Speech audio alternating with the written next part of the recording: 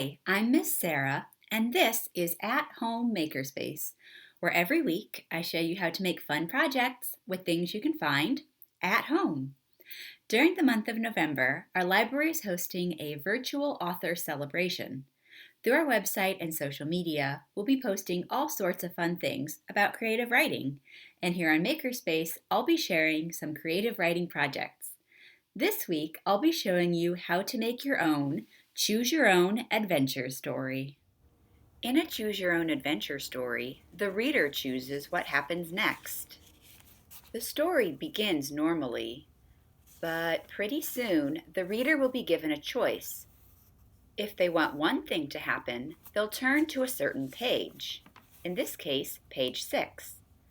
But if they want another thing to happen, they'll turn to a different page, in this case, page 4. The reader continues making choices until the end of the story. You can find Choose Your Own Adventure stories about superheroes, fairy tales, Scooby-Doo, Oregon Trail, mysteries, survival, and mythology. All are available through the Findlay-Hancock County Public Library.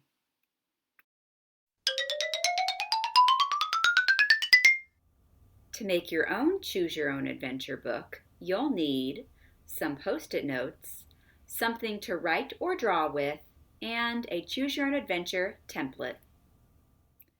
I'll include a link to this template in the description, and you can print one out yourself.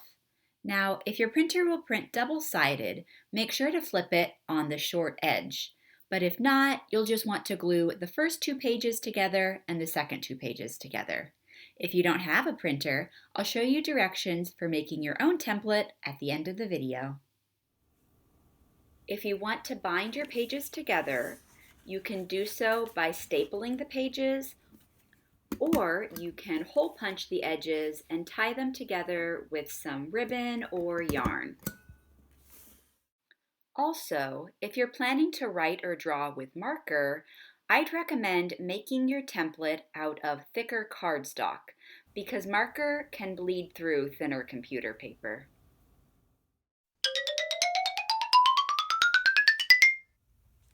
We'll be using Post-it notes to help us plan our story.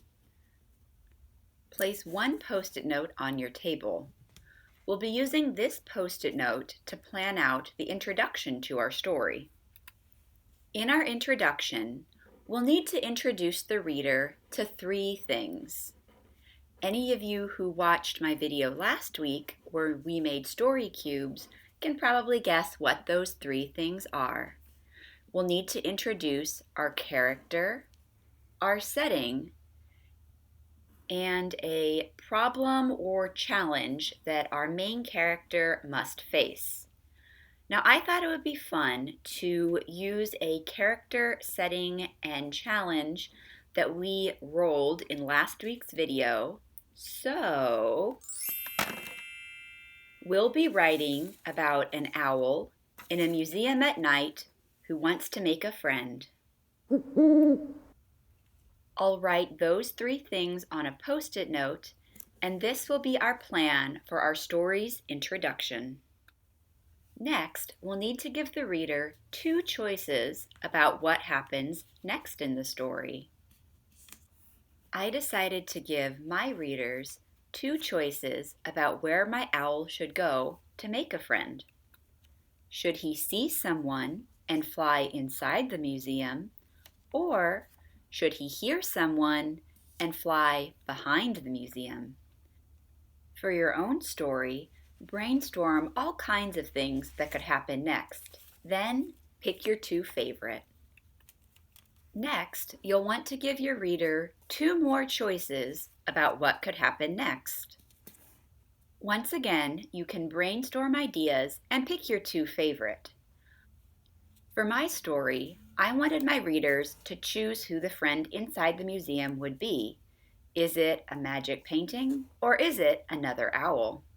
Notice how each of these Post-it notes ends with the owl making a new friend.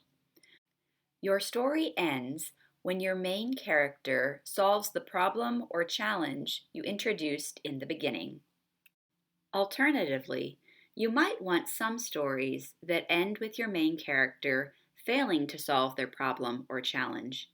That way, your reader will want to read your story again, making different choices to see if they can find a happy ending. Now we're going to repeat this process for our alternative choice. Once again, you can brainstorm what happens next and pick your two favorite. I knew the owl would meet a raccoon behind the museum, and I wanted to give the readers the choice between helping the raccoon steal a sandwich and sharing a favorite food with the raccoon. Once again, both of my stories end with the owl making a new friend. The last thing we're going to do is number each of our Post-it notes. Think of these like page numbers that will help us know which pages to turn to. My top Post-it note gets a 1, the choice on the left gets a 2, and the choices below that get a 3 and a 4. The choice on the right gets a 5, and the choices below that get a 6 and a 7. And our story plan is finished. Next, we're going to transfer our Post-its to our corresponding pages in our template. This will help us know what to write on each of the pages. Place your first Post-it note, labeled with the number 1, on the first page, also labeled with the number 1. Repeat this process with all of your Post-its.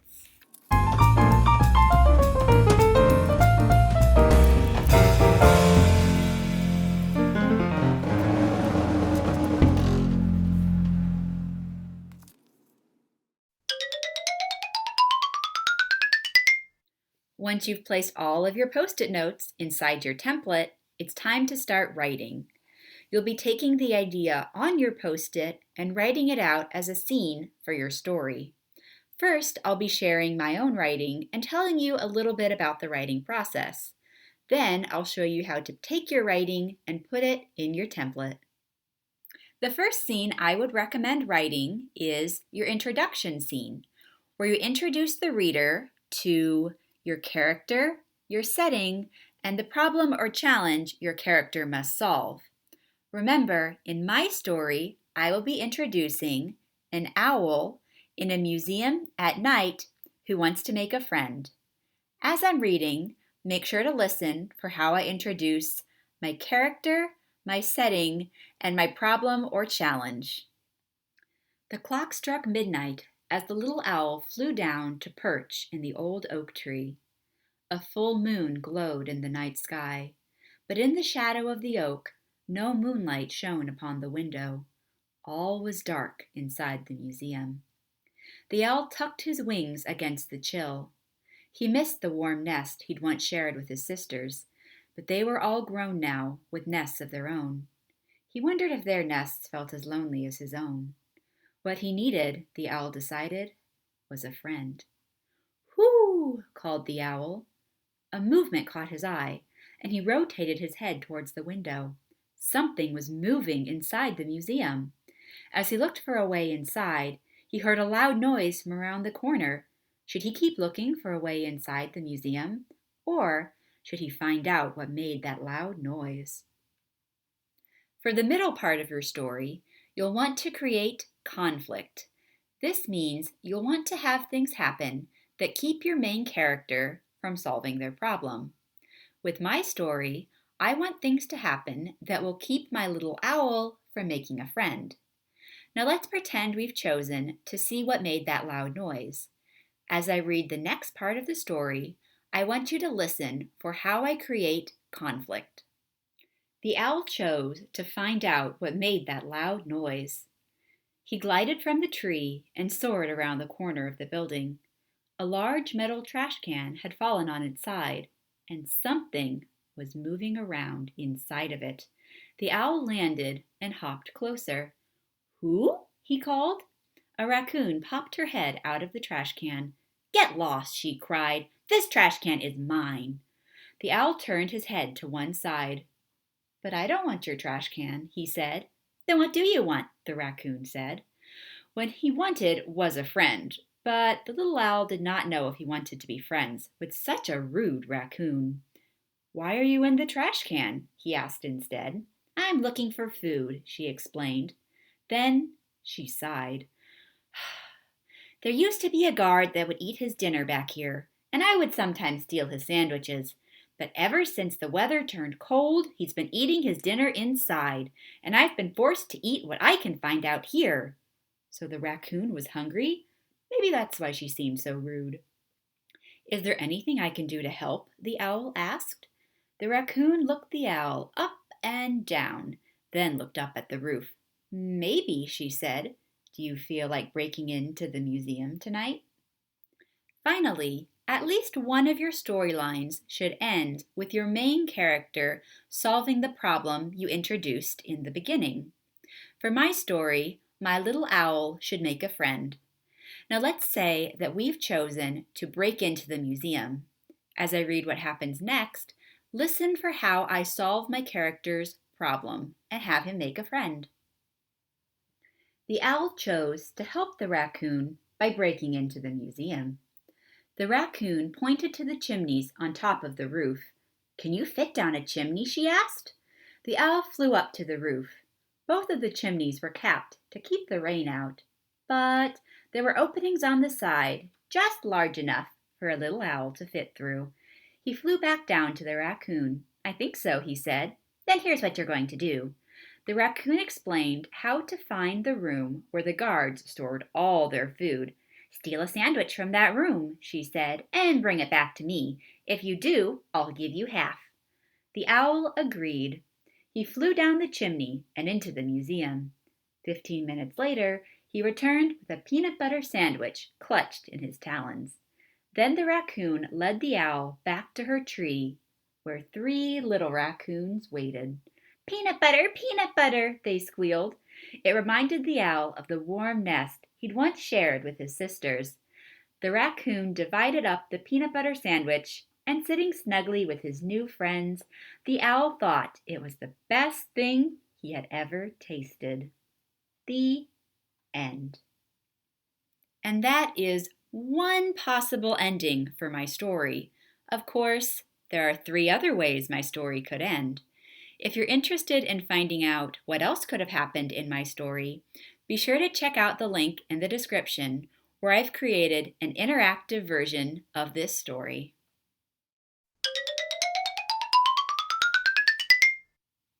Now that you've written all your scenes, it's time to put those scenes into your template. You can do this one of 2 ways. You can write your story by hand, or you can type your story. Make sure to format it with 2 columns. You can then cut and paste your story into the template. However you write your story, don't forget to include the 2 choices the reader must make. If you have some extra room left on your page and you're feeling artistic, feel free to add some illustrations. And remember to add the title and the author. We hope you enjoyed learning how to write your very own Choose Your Own Adventure story. If you do end up writing a story, we'd love to hear about it, so please share it with us at the library. You can do so through our Facebook at www.facebook.com/FHCPL. Through our Instagram, our handle is @FHCPL, or you can send us an email. Our email address is makerspace@findlaylibrary.org. We hope you've been enjoying all these fun creative writing projects. Be sure to tune in next week for our very last in the creative writing series. See you then. Bye.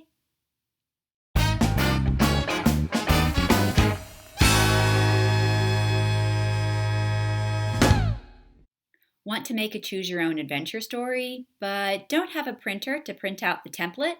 Well, here's how you make your own. To make your own template, you'll need 2 pieces of paper and something to write with. Start by aligning your 2 pieces of paper.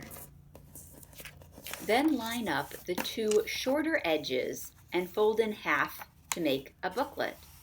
Sometimes this is also called folding paper, hamburger style. Now grab your writing tool and start numbering your pages.